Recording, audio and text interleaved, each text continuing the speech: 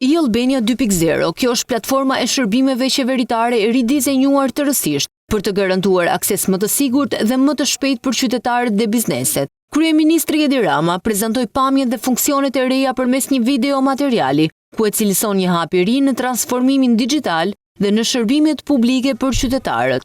E ndërtuar me teknologji të avancuara dhe standarde moderne të performancës, e-Albania 2.0, platforma sjell një nivel të ri aksesueshmërie dhe gjithëpërfshirjeje, duke mundësuar përdorim më të lehtë edhe për personat me aftësi të kufizuara në funksion të një shërbimi publik digjital pa barriera dhe të barabartë për të gjithë.